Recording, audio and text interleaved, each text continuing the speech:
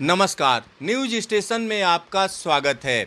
इस समय की सबसे बड़ी खबर है, गुजरात के समंदर तट से टकरा रहा है तूफान ताउते।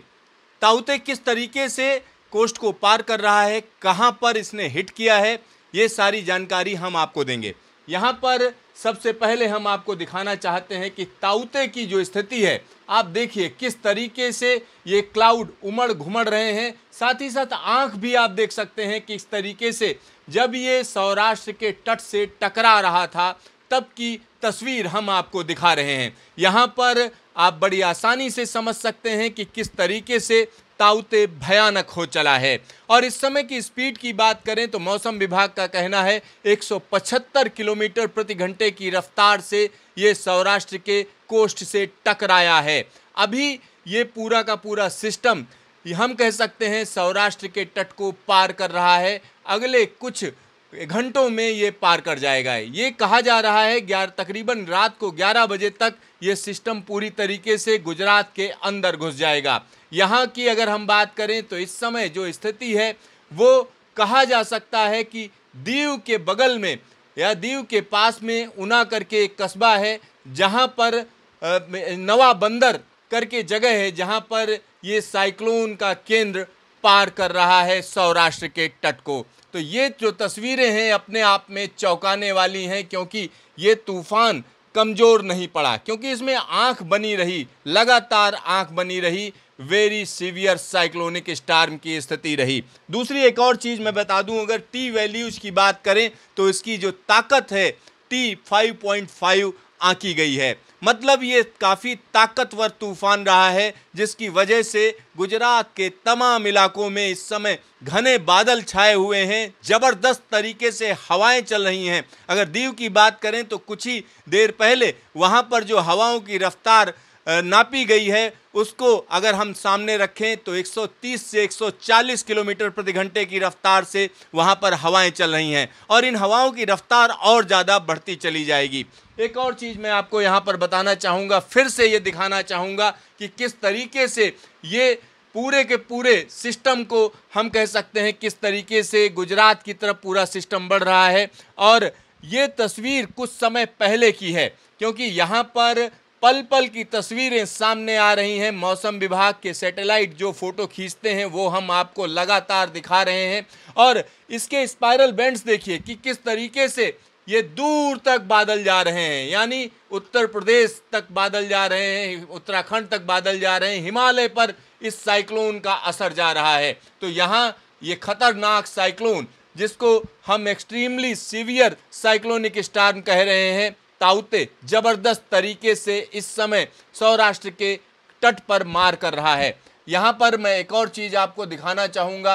अगर मौसम विभाग की बात करें तो मौसम विभाग ने जो ताज़ा सैटेलाइट इमेजरी है, जब ये हम कह सकते हैं साइक्लोन की आँख एक नवा बंदर के पास में तट को पार करना उसने शुरू किया, तब की ये तस्वीर है। इस तस्वीर में सारे एलिमेंट्स आप देख सकते हैं कि किस तरीके से ज़बरदस्त तरीके से ये बादल पूरे के पूरे गुजरात को अपनी चपेट में लिए हुए हैं। चलिए मैप के जरिए हम आपको समझाते हैं कि किस जगह पर ये तूफान एकदम लैंडफॉल किया है। तो यहाँ पर हम कह सकते हैं ये दीव है, दीव के पास में ऊना, और ऊना के आगे अगर हम देखें तो धारा बंदर और नवा बंदर के बीच में ये तूफान लैंडफॉल कर रहा है। हालांकि इसकी आंख बड़ी है, 20 किलोमीटर से ज़्यादा बड़ी आंख है, लिहाजा हम कह सकते हैं कि इस पूरे इलाके में ये आंख अब पार कर रही है। चलिए हम आंख के बारे में भी बात करते हैं। जब तूफान में आंख बनती है तो आंख के पीछे जो वजह होती है, वजह ये होती है कि जो साइक्लोन है, साइक्लोन एक ऐसा सिस्टम होता है जिसमें हवाएं अंदर से बाहर की तरफ जा रही होती हैं और बड़ी स्पीड में जा रही होती हैं। जो सेंटर होता है उसमें जो फिजिक्स के नियम हैं उसके हिसाब से एक तरीके से हम कह सकते हैं एंगुलर मोमेंटम को कंजर्व करने के लिए जो हवाएं ऊपर से नीचे की तरफ बैठती हैं तो वहाँ पर कोई हवा नहीं चलती है, यानी एकदम साफ होता है और दोनों तरफ ऊंचे ऊंचे से बादल होते हैं, 8-9 किलोमीटर तक बादल चले जाते हैं। तो ये स्थिति हम कह सकते हैं जब आँख कभी भी टकराती है, यानी सेंटर ऑफ द साइक्लोन बोला जाता है, जहाँ पे टकराती है वहाँ शुरुआत में तो ज़बरदस्त हवाएं चलती हैं, लेकिन जब आंख पार कर रही होती है तो हवाएं थम जाती हैं, हवा बिल्कुल नहीं चलती है। और उसके बाद जब दूसरा हिस्सा पार कर रहा होता है तब उल्टी डायरेक्शन में हवाएं चलनी शुरू होती हैं।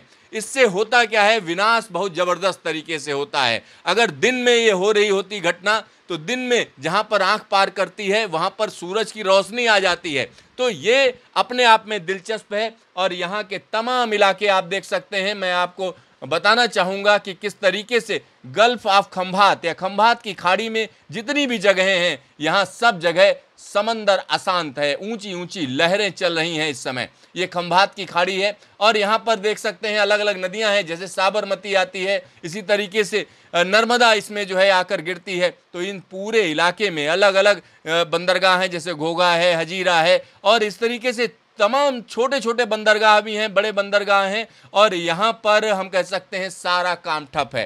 3 से 4 मीटर की ऊंचाई वाली समंदर की लहरें अलग अलग इलाकों में घुस गई हैं। तो ये स्थिति कितनी ज़बरदस्त है, किस तरीके से कहाँ कहाँ नुकसान पहुँचा है, ये हम कह सकते हैं अगले 24 घंटे में साफ होगा। लेकिन फिलहाल की बात करें तो निश्चित तौर पर जो तूफान ताउते है या साइक्लोनिक स्टॉर्म ताउते है, वो ज़बरदस्त तरीके से गुजरात के तमाम इलाकों में मार कर रहा है। यहाँ पर एक और चीज़ मैं आपको दिखाना चाहूँगा, इसका पाथ दिखाना चाहूँगा, जिससे आपको इस बात का आइडिया हो कि किन किन इलाकों में इसका नुकसान हो रहा है। तो यहाँ पर ऊना के पास में लैंडफॉल हुआ है और उसके बाद ये तूफान कमज़ोर नहीं पड़ेगा। अगले 3 घंटे में ये तट को पार करेगा, उसके बाद हम कह सकते हैं राजस्थान तक पहुँचेगा, यानी डिप्रेशन बन जाएगा। कल हम कह सकते हैं सुबह तक यहाँ पर डिप्रेशन की स्थिति बनने की आशंका है। और साथ ही साथ एक और चीज़ बताऊं, ये आंकड़े लगातार बदलते रहेंगे, ऐसा मत समझिए कि जो इसमें दिखाया जा रहा है ऐसे ही होगा, ये लगातार बदलती हुई स्थिति है। तो यहाँ पर जो मौसम विभाग का कहना है कि ये सिस्टम सिर्फ यहीं पर नहीं रहेगा, ये सिस्टम अभी आगे बढ़ेगा। गुजरात के बाद राजस्थान, राजस्थान के बाद मध्य प्रदेश के कुछ इलाकों को अपनी चपेट में लेगा, उसके बाद दिल्ली में झमाझम बारिश करेगा। 18-19 तारीख की बारिश होने की संभावना है और उसके बाद उत्तराखंड में भारी से बहुत भारी बारिश होने की आशंका जाहिर की जा रही है। उत्तराखंड के लोगों को सतर्क रहना चाहिए, 19 और 20 तारीख को भारी से बहुत भारी बारिश हो सकती है। तो देखते रहिए न्यूज स्टेशन, फिर मिलेंगे दोबारा।